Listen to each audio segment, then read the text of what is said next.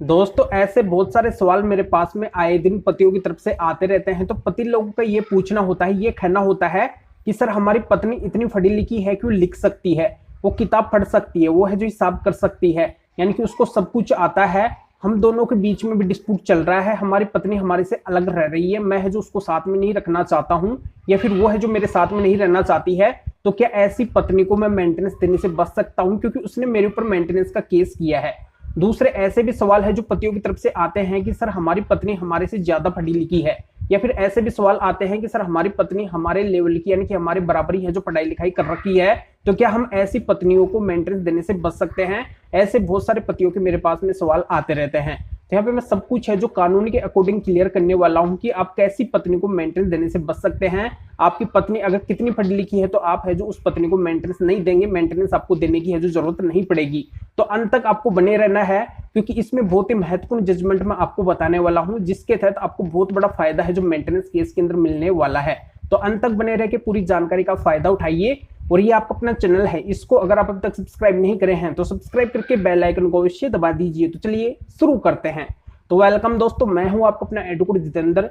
दोस्तों ऐसे बहुत सारे सवाल पतियों की तरफ से ये आते हैं कि सर हमारी पत्नी 10th तक पढ़ी लिखी है, यानी कि 10वीं तक पढ़ी लिखी है, और 10वीं एक नॉर्मल एजुकेशन होती है। आप सभी को पता है 10वीं तक पढ़ा लिखा इंसान है जो सब कुछ कर सकता है, वो है जो किताब भी पढ़ सकता है, लिख भी सकता है, वो है जो हिसाब भी कर सकता है, यानी कि उसको एवरेजन सब कुछ आता है। तो ऐसी पत्नियां बहुत सारी होती है जो 10th यानी कि 10वीं तक पढ़ी लिखी होती है। और ऐसे बहुत सारे पतियों के हैं जो आए दिन सवाल आते रहते हैं, क्योंकि उनकी पत्नी है जो लगभग 10th तक तो है जो पढ़ी लिखी होती ही है। तो यहाँ पे क्या ऐसी पत्नी को मेंटेनेंस देने से बचा जा सकता है। तो यहाँ पे जो ये जजमेंट है इसके अकॉर्डिंग मैं अच्छे से आपको समझाने वाला हूँ कि कैसी पत्नी को आप मेंटेनेंस देने से बच सकते हैं।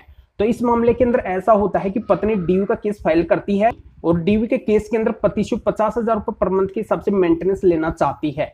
अब यहाँ पे पत्नी का ये कहना होता है कि वो पढ़ी लिखी तो है, वो एमबीए कर रखी है, पर वो है जो फिलहाल बेरोजगार है, उसके पास में कोई भी जॉब वगैरह है जो नहीं है, और वो पत्नी है, इस वजह से उसका लीगली राइट है कि उसको अपने पति से मेंटेनेंस मिले।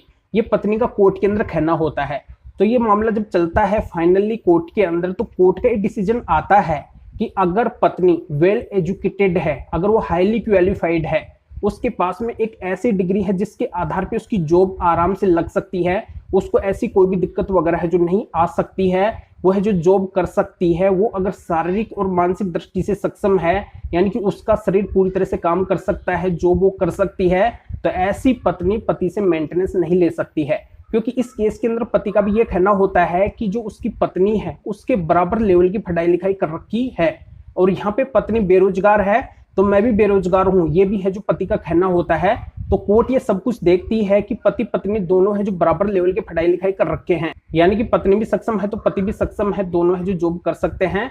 तो इस लेवल के ऊपर है जो पत्नी पति से मेंटेनेंस नहीं ले सकती है। तो यहाँ पे इसी आधार से पत्नी का मेंटेनेंस है जो नहीं बनता है, यानी कि पति है जो पत्नी को मेंटेनेंस नहीं देंगे, यह है जो कोर्ट का डिसीजन होता है।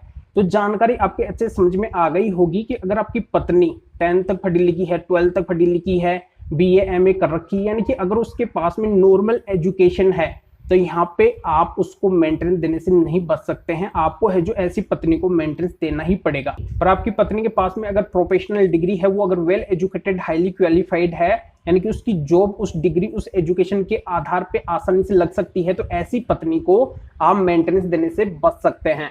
बस आपको कोर्ट के अंदर इन्हीं बातों को साबित करना होगा, आपको है जो पत्नी को मेंटेनेंस नहीं देना पड़ेगा।